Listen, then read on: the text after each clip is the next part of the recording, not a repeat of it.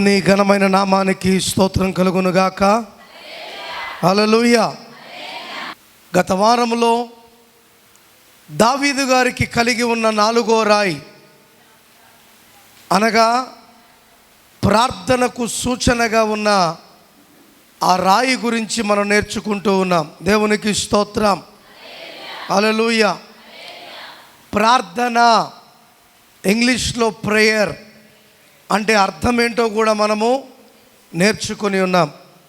అయితే ఈరోజు 4 ప్రార్థన యోధుల గురించి మనము నేర్చుకోబోతున్నాం. అయితే 4 గురించి నేర్చుకోవడం కష్టం, కానీ ప్రారంభిస్తున్నాం.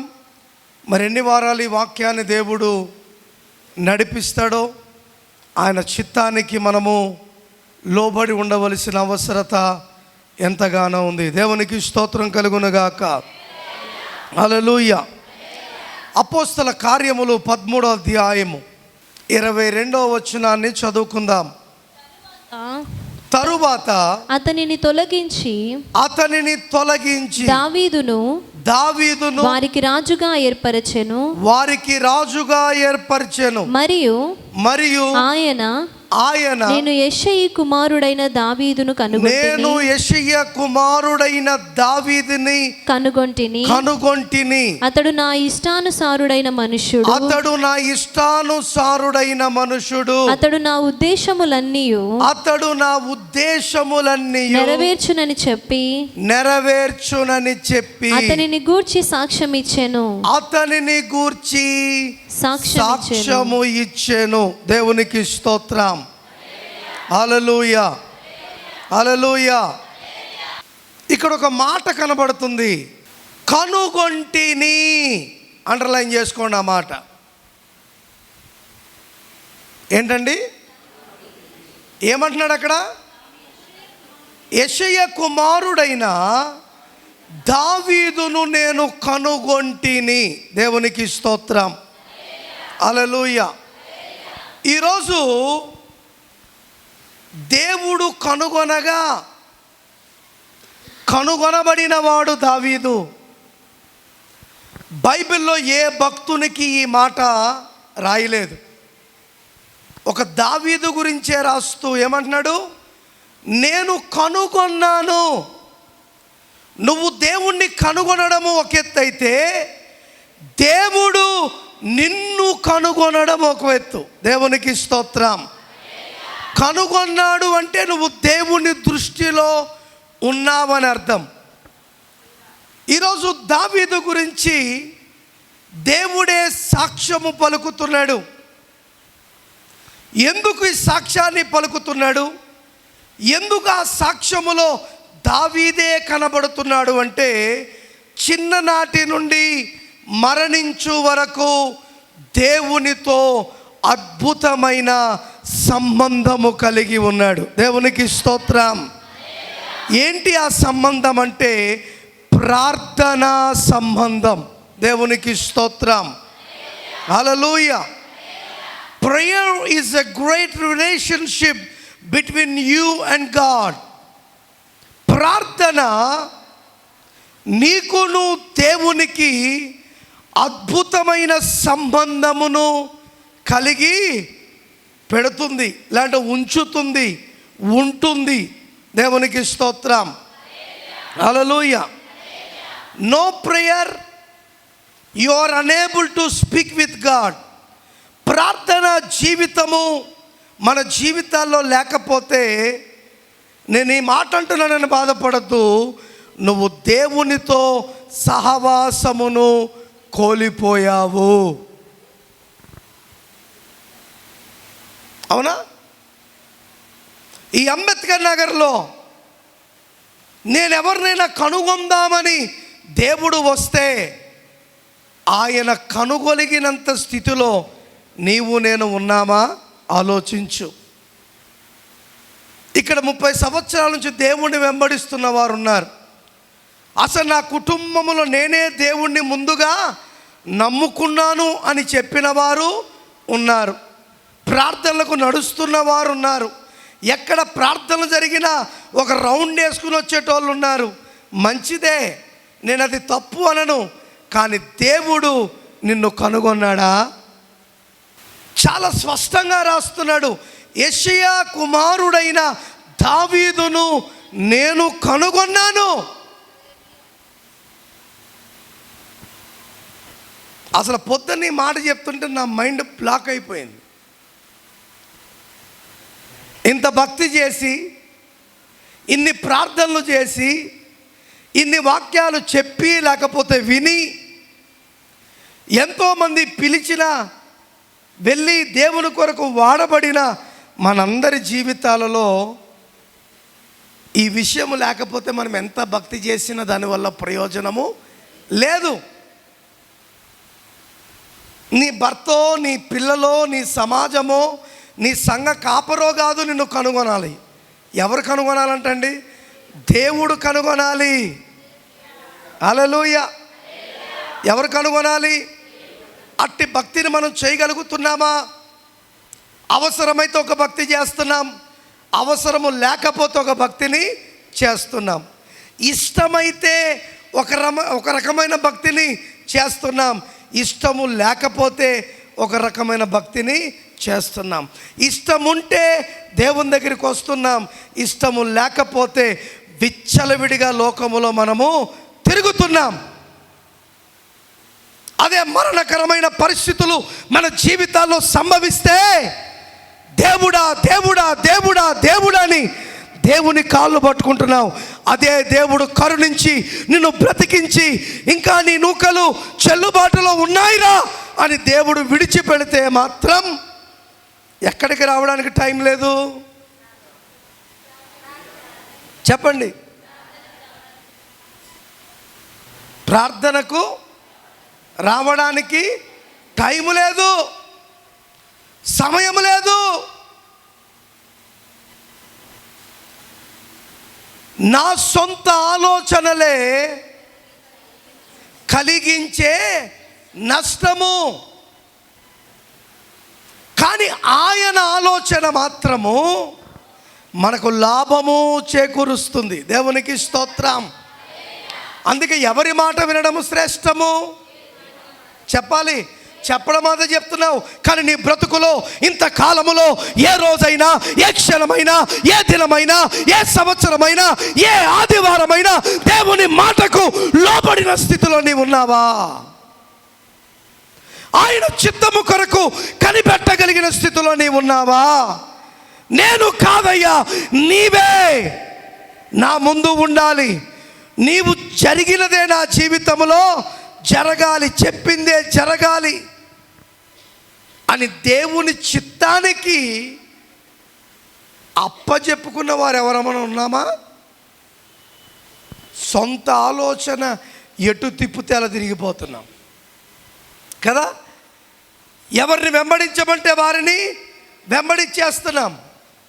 పోవాలంటే పోతున్నావు, మానాలంటే మానుతున్నావు, ఇస్తానంటే ఇస్తున్నావు, లేకపోతే లేదు. అంటే ఏ ఆలోచన? చెప్పండి. నీ ప్రేమే లేకపోతే నేనేమైపోదునో, నీ కృపయే లేకపోతే నాకు ఊపిరే లేదయ్యా, నీ ప్రేమే చూపకపోతే నేనేమైపోదునో, నీ కృపయే లేకపోతే నాకు ఊపిరి లేదయ్యా. కరుణగల యేసయ్యా, నా జీవితానికి నీవే చాలునయ్యా. కరుణగల యేసయ్యా,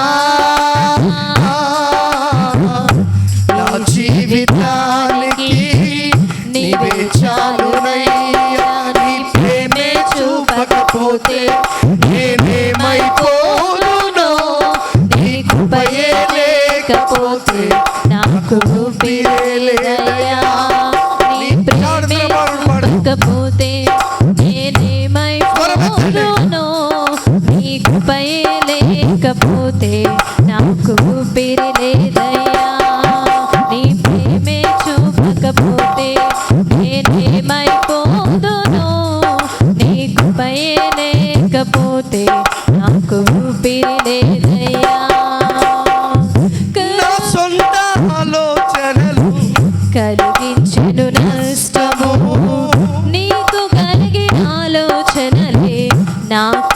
లాభమాయెను. నా సొంత ఆలోచనలే కలిగించెను నష్టము. నీకు కలిగిన ఆలోచనలే నాకు లాభమాయెను. ఆలోచనకర్త, ఆలోచనకర్త, నీ ఆలోచనయే నాకు శ్రేష్టమయ్యా. ఆలోచనకర్త, ఆలోచనకర్త, నీ ఆలోచనయే నాకు క్షేమమయ్యా. నీ ప్రేమే చూపకపోతే నేనేమైపోదునో, నీ కృపయే లేకపోతే నాకు ఊపిరే లేదయ్యా. నీ ప్రేమే చూపకపోతే పాడాలందరూ. నేనేమైపోదును, నీ కృపయే లేకపోతే నాకు ఊపిరి లేదయ్యా. కరుణ గల యేసయ్యా, ఈ జీవితానికి నీవే చాలునయ్యా. కరుణ గల యేసయ్యా, ఈ జీవితానికి నీవే చాలునయ్యా. హల్లెలూయా, హల్లెలూయా. హల్లెలూయా. ఏంటంటండి, సౌలు సొంత ఆలోచన వైపు వెళ్ళాడు. అందుకే సౌలును తీసి ఇశ్రాయేలుకు రాజుగా దావీదును దేవుడు స్థిరపరిచాడు. దేవునికి స్తోత్రం. కారణం, సౌలు సొంత ఆలోచనలతో వెళితే దావీదు దేవుని ఆలోచనతో ముందుకు వెళ్ళాడు. అదే తేడా ఇద్దరుకు. అందుకే ఆలోచన కలిగిన దేవుని చిత్తములో కొనసాగే స్థితిలో దావీదు ఉన్నాడు కనుక దావీదు దేవుని దృష్టికి ఏమయ్యాడంట?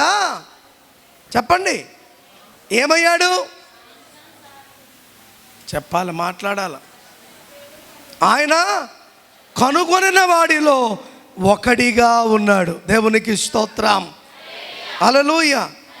ఇన్ని సంవత్సరాల మన జీవిత ప్రయాణములో, భక్తి ఈ యాత్రలో ఏ రోజైనా, ఏ పూటైనా, ఏ క్షణమైనా, ఏ గడి అయినా ఆయన చిత్తమును నెరవేర్చేటట్టుగా నీవు ఉన్నావా? ఆలోచించొక్కసారి.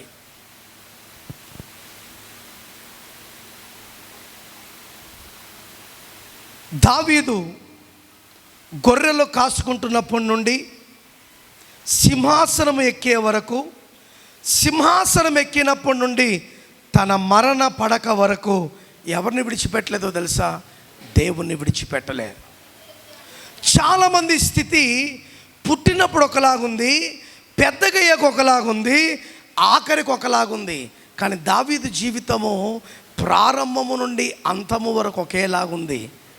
ఆయన జీవితంలో చేసిన తప్పు ఒకటే, ఆ తప్పుకు పశ్చాత్తాపడ్డాడు, మరలా తప్పే లేనివాడిగా నిలబడ్డాడు. ఏమండి, సృష్టినంతటిని మరలా ప్రారంభించాడు. ఎవరి ద్వారా? నోవహు ద్వారా. నోహాను నేను కనుగొంటిననలేదే. నోవహు అందరిలో నీతిపరుడుగా ఉన్నాడు అనే సాక్ష్యాన్ని పొందుకున్నాడు. మోషే గారు ఇల్లంతటిలో నమ్మకమైన వాడని సాక్ష్యమును పొందుకున్నాడు. అబ్రహాము గారి జీవితాన్ని చూస్తే విశ్వాసానికి తండ్రి అని సాక్ష్యాన్ని పొందుకున్నాడు.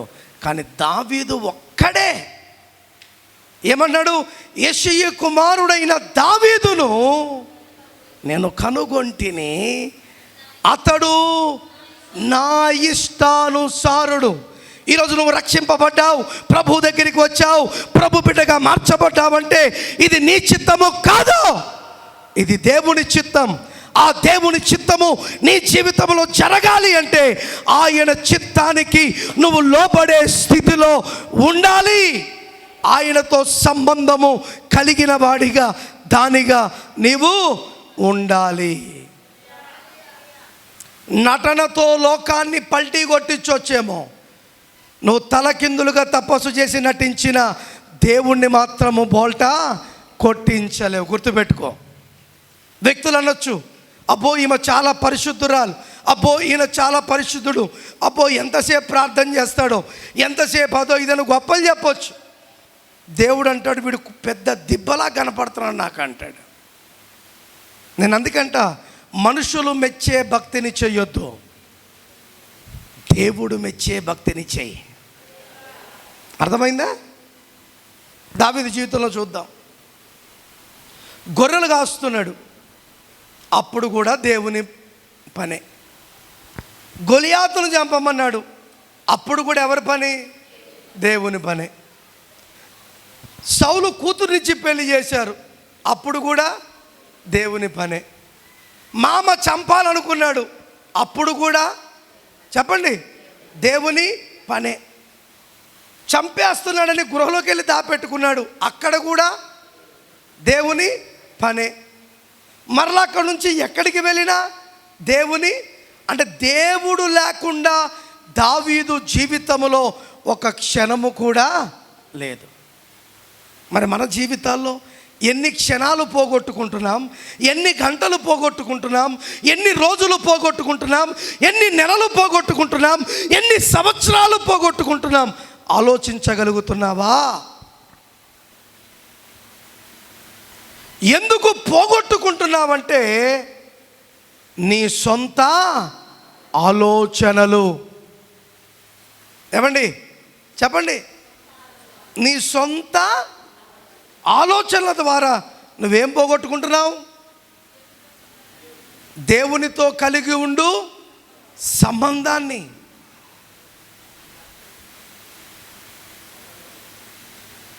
అసలు ఎంత ధన్యత దావీదుకు, వంశముతో సహా చెప్తున్నాడు. ఏమన్నాడు? యెషయి కుమారుడైన దావీదును నేను కనుగొంటిని. ఆమేన్, హల్లెలూయా. దావీదును నేను, నువ్వు దేవుణ్ణి కనుగొనడం గొప్ప కాదు, దేవుడే దేవుడే. చెప్పండి, ఒక తండ్రికి ముగ్గురు కొడుకులు, చెప్పాను ఇంతకుముందు, మళ్ళా చెప్తున్నా. ఒక తండ్రికి ముగ్గురు కొడుకులు. నువ్వు దేవుణ్ణి నమ్మడం గొప్ప కాదు, దేవుడే నిన్ను నమ్మునట్టుగా నువ్వు తయారు చేయబడాలి, మలచబడాలి. అయితే చాలా రోజులైంది నా క్యాంప్కి వెళ్ళాడు. క్యాంపు నుంచి వచ్చేసాక భార్య అనింది, అయ్యా చాలా రోజులైంది పిల్లలకు మాంసం పెట్టగా, కాస్త బజారుకి వెళ్ళి నువ్వేమైనా తీసుకొస్తే చక్కగా పిల్లలకి వండి పెడతా అనింది. సర్లే అని ఒక 1000 రూపాయలు జేబులో పెట్టుకుని వెళ్తున్నాడు. అయితే ఈ వ్యక్తికి చాలా రోజుల నుంచి ఒక వస్తువు అవసరం ఉంది. ఏముంది? ఒక వస్తువు అవసరం, ఎక్కడెక్కడ తిరిగినా దొరకలేదు. అనుకోకుండా పోతుంటే రోడ్డు పక్కన షాపులు పెట్టింటారు కదా, ఆ షాపులో ఆ వస్తువు కనబడింది. కనబడగానే అబ్బబ్బా, ఇంతకాలం నుంచి వెతుకుతున్నా ఈ వస్తువు మన ఊర్లోనే దొరకడం గొప్ప అని వెళ్ళి ఎంతయ్యా అన్నాడు. 3000 అన్నాడు. ఎంత అన్నాడు? 3000 అన్నాడు. ఇప్పుడు నేను ఎంత తీసుకొచ్చాడు? 1000 తెచ్చాడు. ఇప్పుడు ఏం చేశాడు? వెంటనే భార్యకు ఫోన్ చేశాడు. భార్యకు ఫోన్ చేసి, పెద్దోడు ఏం చేస్తున్నాడు అని అడిగాడు. పెద్దోడా ఏదో సైకిల్ ఏదో రిపేర్ చేసుకుంటున్నాడు అని.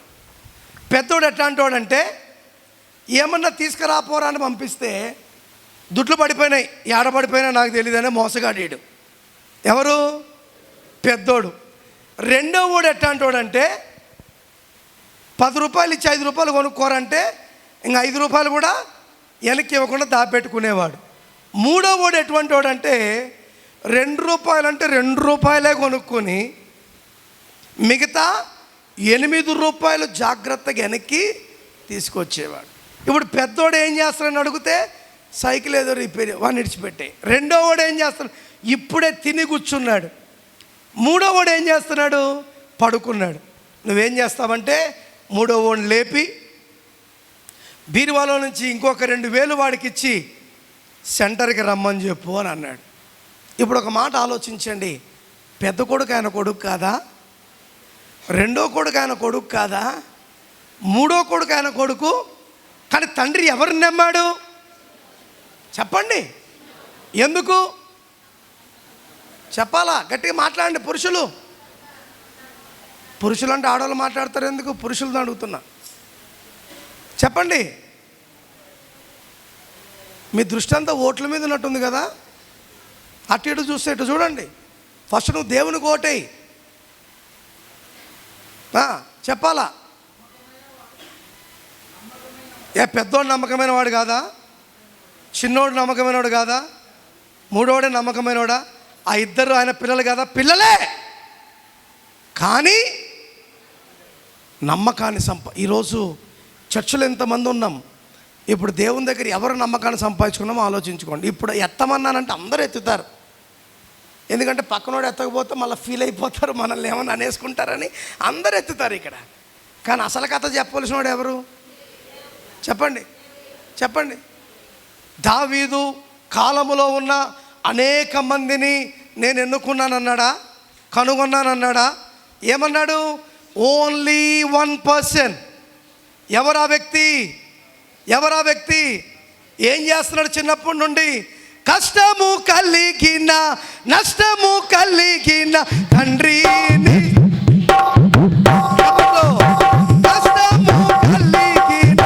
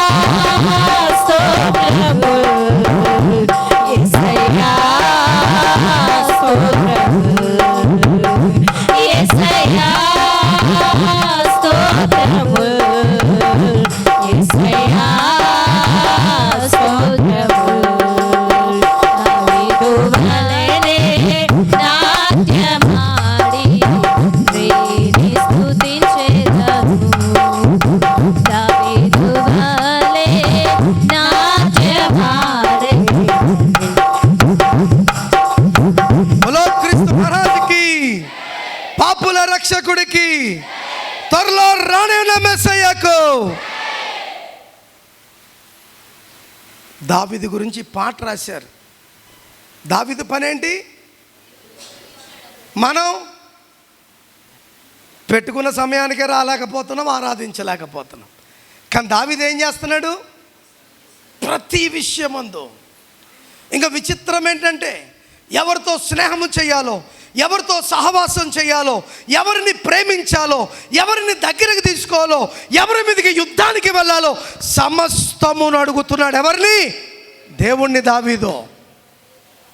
మనము సొంత ఆలోచనతో అన్నీ చేసుకుని ఇట్ట అవుతుంది అనుకోలే, అట్ట అవుతుంది అనుకున్నా పవ్వా క్షమించు అనే రోగమే మనకి. అవునా కదా? చెప్పండి.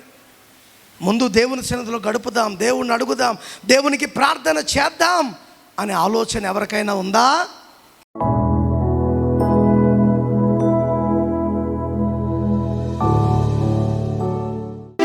నీవే నీ బలమైన కార్యములను నా జీవితంలో జరిపించు.